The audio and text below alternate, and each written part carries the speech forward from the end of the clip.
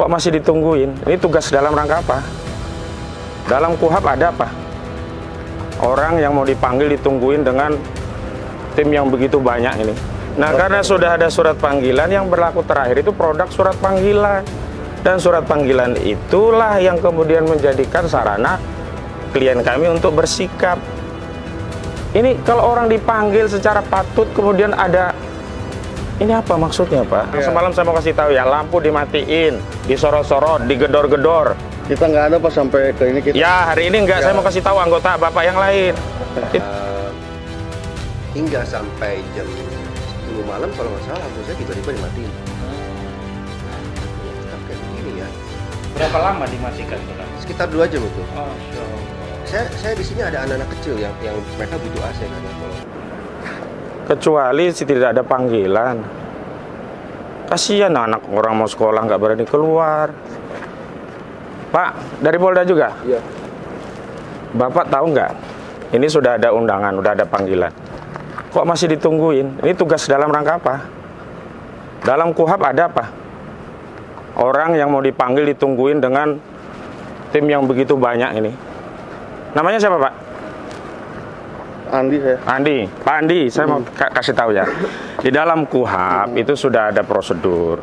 Kalau ada panggilan, maka cukup surat yang diantar dipanggil itu. Jadi tidak ada kemudian ada seperti penangkapan, Pak. Iya. Nah, kemudian pada saat itu Bapak Lutar kebetulan kemarin ada Pak Gufron. Ya. Yang mana pada saat kita penangkapan negosiasi beberapa kali 12 jam sampai dengan dipinta surat panggilan. Ya. Saat itu. Nah, karena sudah ada surat panggilan, yang berlaku terakhir itu produk surat panggilan. Dan surat panggilan itulah yang kemudian menjadikan sarana klien kami untuk bersikap. Ini kalau orang dipanggil secara patut kemudian ada, ini apa maksudnya, Pak? Ini klien saya nggak bisa keluar. Saya mau komplain ya. Kemarin sampai ada Grab aja mau masuk, mau mesen makanan nggak bisa. Kita nggak tahu, Pak. Kita di sini dari tadi nggak sampai ke rumah, Pak. Ya mungkin yang lain. Ya, saya mau kasih tahu. Ya. Kita di sini, kemarin Pak, aja lampu dimatiin. Nggak ada kita sampai nyentuh ke rumah, Pak. Ya, kalau Bapak enggak. Yang semalam saya mau kasih tahu ya, lampu dimatiin, disorot-sorot, digedor-gedor. Kita nggak ada pas sampai ke ini kita. Ya, hari ini enggak, saya mau kasih tahu anggota Bapak yang lain. Itu udah kayak PKI aja, Pak. Ya, intinya kan kita ke sini jaga, kita di sini. Nah, hari ini jaga, surat perintah jaganya mana? Kita ada surat perintah penangkapan, bukan Pak. Perintah jaga. Kalau penangkapan kan sudah diganti. Enggak diganti, Pak. Sudah ada panggilan kita. Lah, iya, tapi penangkapan masih berlaku, Pak. Masih berlaku. Bagaimana ada 2 surat yang berlaku? Kalau ada surat yang belakangan, surat belakangan ini yang berlaku. Lah, ini kita mau diapain ini? Katanya dipanggil. Yang benar aja dong. KUHP diatur. Di dalam KUHP kalau ada panggilan terhadap tersangka, ya panggilan itu yang akan dipenuhi. Ini coba. Ini apaan ini? Resmob. Sini, Rip. Resmob dipalangin di depan rumah klien kami. Pak Charlie Chandra ini kalau keluar, ini intimidasi ini. Ini intimidasi ini, resmob nih. Pak Kapolda Banten, saya kasih tahu ya, Pak. Bukan begini, Pak, cara menegakkan hukum dengan mengintimidasi rakyat warga negara. Silakan, Pak.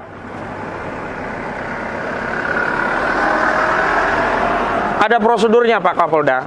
Prosedurnya diatur dalam Kitab Undang-Undang Hukum Acara Pidana. Dan penyidik dari Polda sudah melayangkan surat panggilan. Nah, kalau sudah masuk ke surat panggilan, berarti kewajiban adalah berkaitan dengan panggilan tadi. Nggak ada kemudian panggilan kemudian ini kayak teroris saja. Terus terang saya komplain ini, Pak, merasa terintimidasi saya. Klien saya seperti ini. Kalau Bapak nggak keluar dari sini, saya bawa ke Komnas HAM. Saya bawa ke Komisi 3 DPR RI. Silakan Bapak berkoordinasi dengan atasan. Karena atasan Bapak sudah mengirimkan panggilan kepada kami. Kalau tetap ada di sini, silakan koordinasi. Saya tahu Bapak-Bapak hanya menjalankan perintah, tapi sampaikan kepada yang memberikan perintah. Ini kalau tidak segera steril karena sudah ada panggilan, Bapak-Bapak, institusi Bapak-Bapak, saya bawa ke Komisi 3. Saya bawa ke Komnas HAM. Dan saya perlu kasih tahu ke Bapak-Bapak, saya kasih tahu ya, klien kami terintimidasi. Anak mau sekolah juga, nah ini menjadi terhalang. Dipalang mobil di depannya, itu mobil orang nggak bisa keluar. Kemudian apa?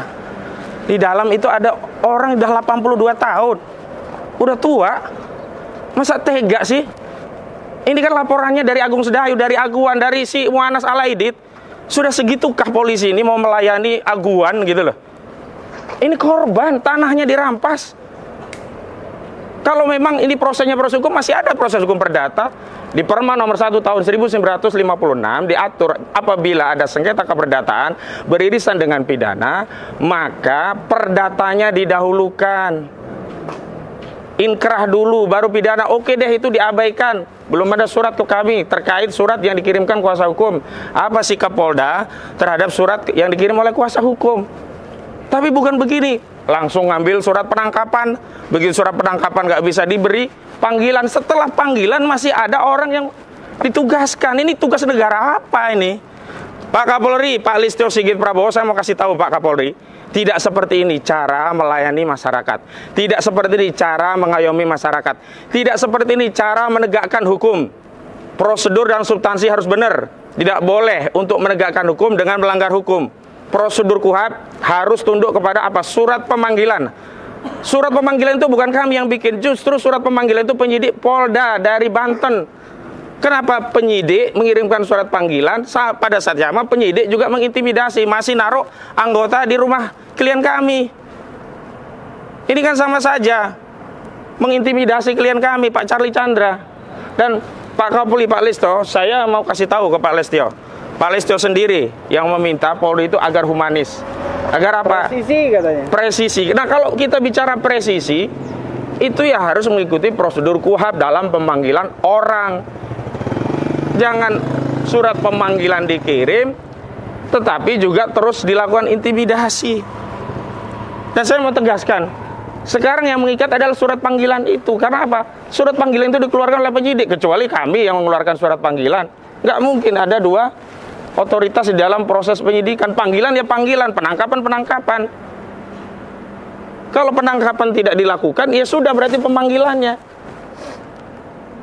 Ini pemanggilannya dikirimkan, orang-orangnya yang mau nangkap masih ditaruh, mobil dipalangin di depan begini, Resmob, Deskrimum Polda Banten, luar biasa.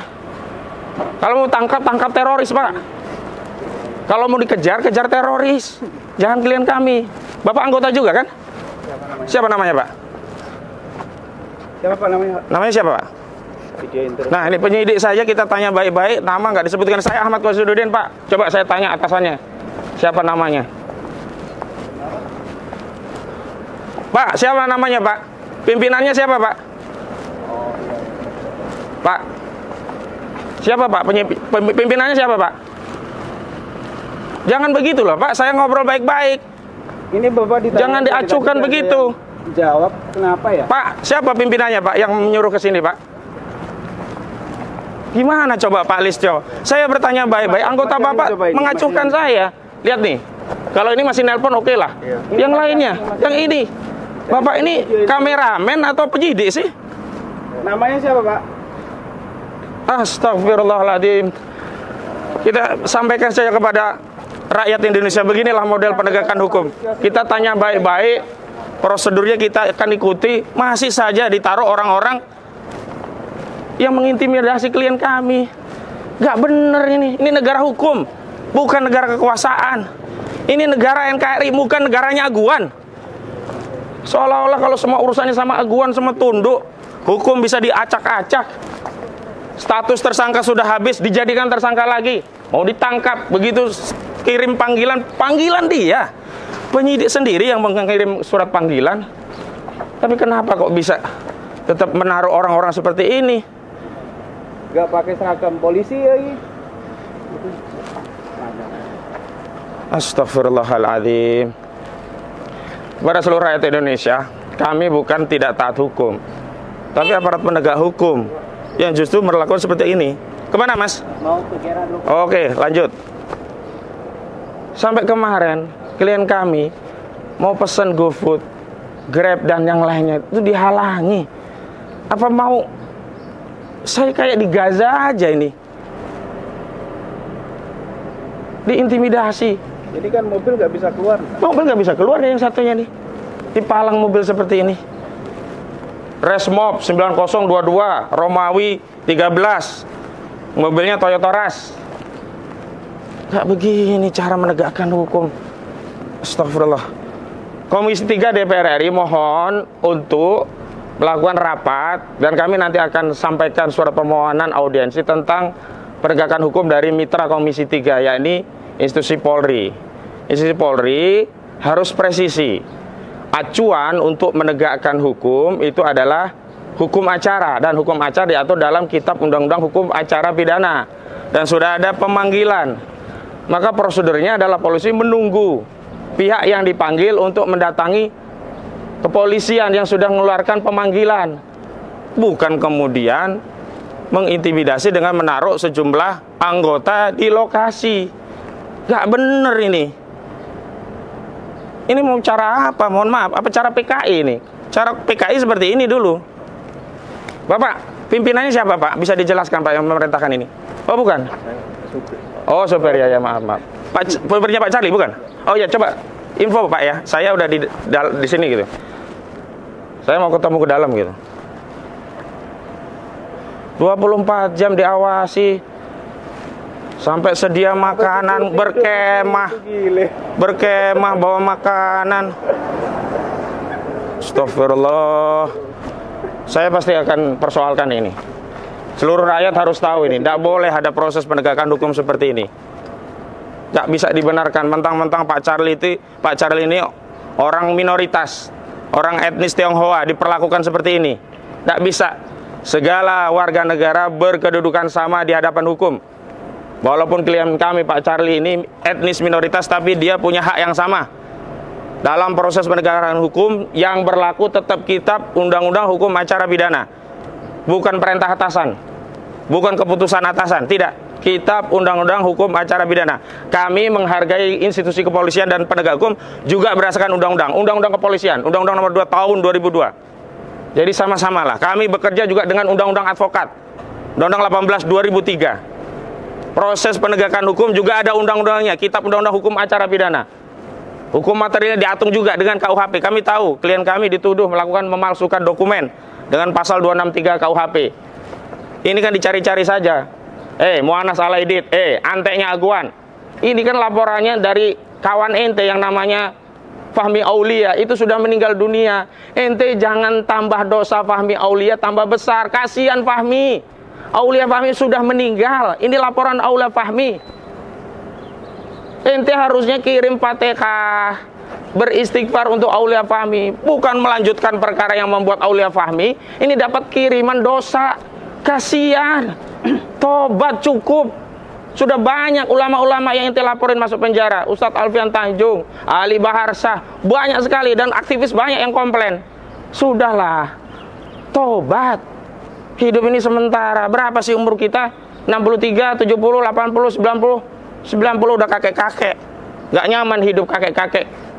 Justru ini kesempatan bertobat. Dan Aguan, sudahlah Aguan, gak usah bersembunyi di balik filantropinya Buddha Suci. Ini kelakuan di bawah ini semua ini kan karena untuk melayani kepentingan bisnis ente Aguan. Bisnis Pantai Indah Kabuk 2. Banyak sekali. Mohon maaf, saya khawatir rakyat nanti marah ketemu Aguan dimanapun bisa ditawur Aguan ini. Antoni Salim juga begitu. Antoni Salim, jangan hanya ngejar cuan. Saya tahu bisnis PIK 2 itu pendananya, bohirnya 2 grup usaha. Agung Sedayu Group, Aguan, dan Salim Group, Antoni Salim. Janganlah begitu.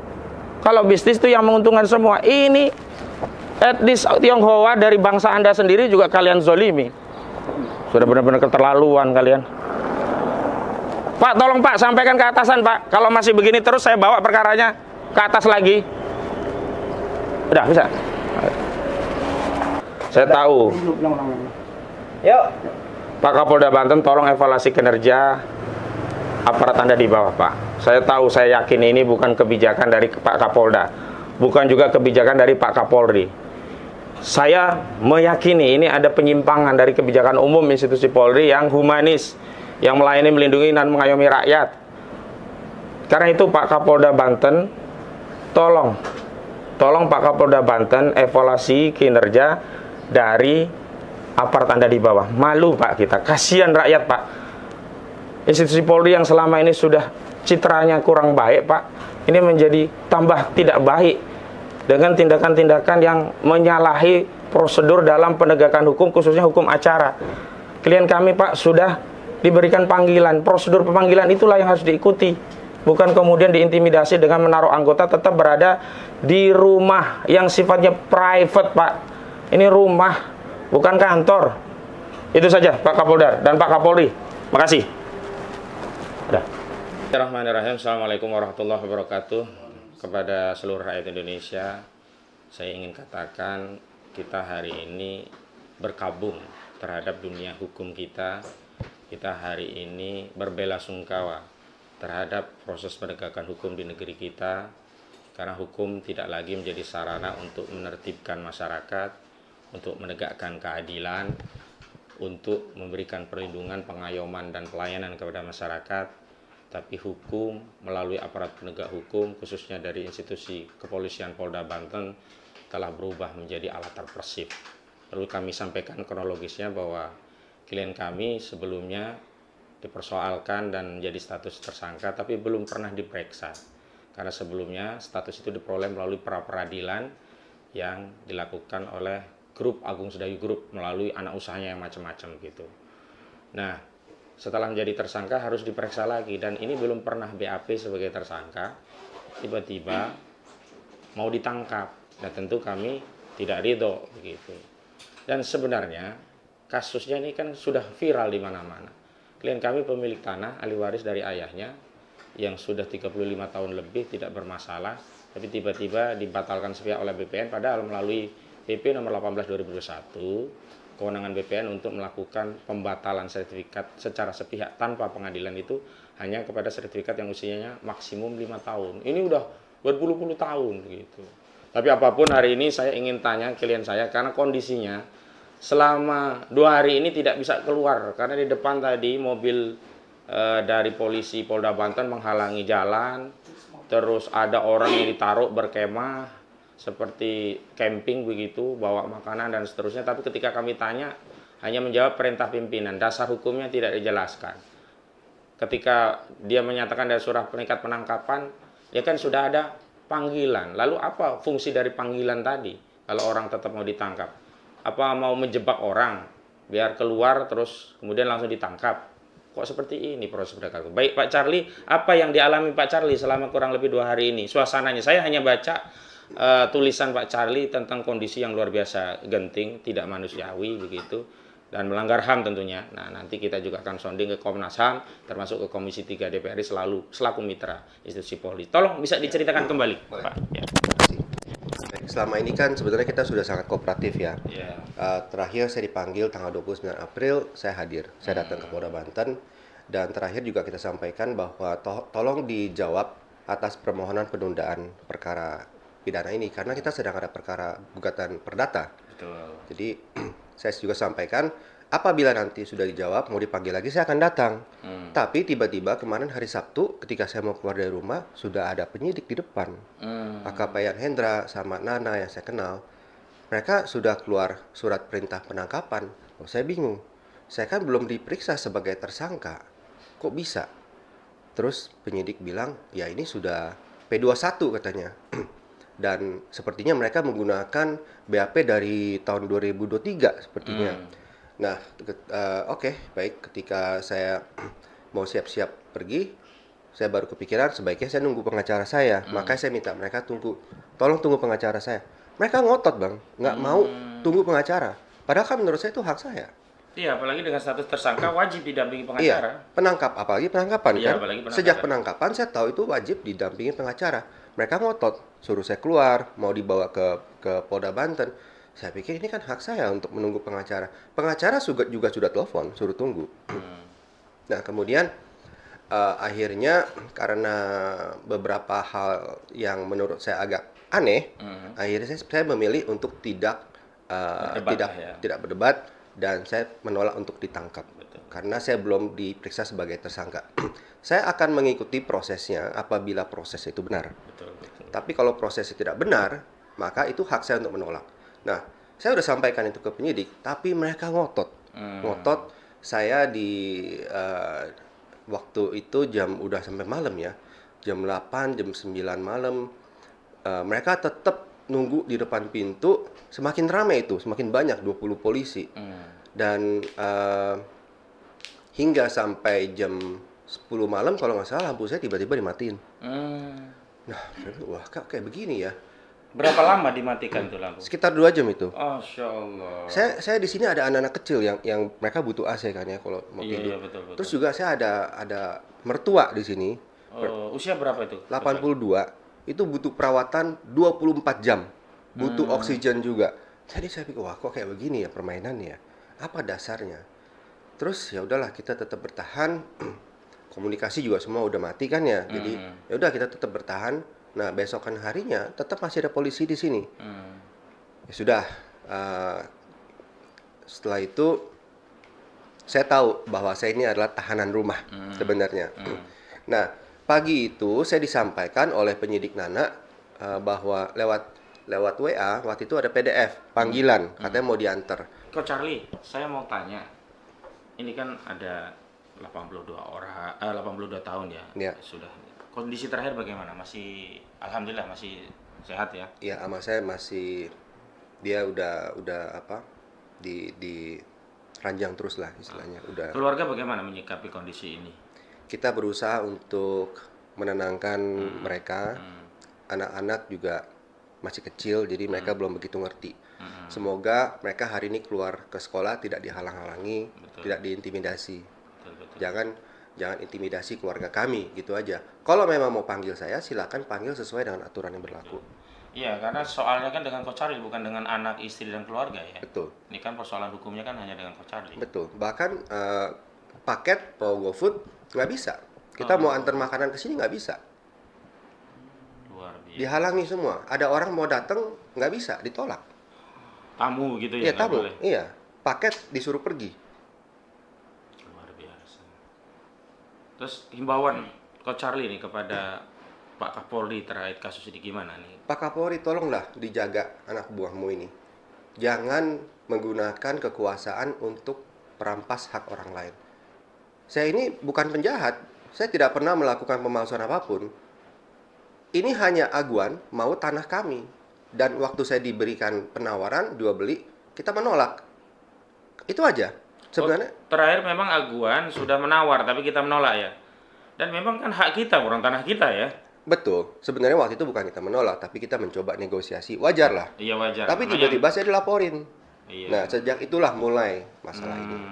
Baik. Baik pemirsa, sekedar informasi bahwa Pak Charlie Chandra ini bukan satu-satunya ya korban PIK 2.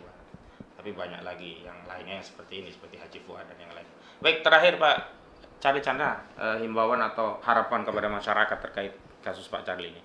Ya, masyarakat tolong ikuti kasus ini, tolong kawal kasus ini karena ini bisa terjadi kepada siapapun. Betul. Ya, terima kasih. Baik, terima kasih pemirsa.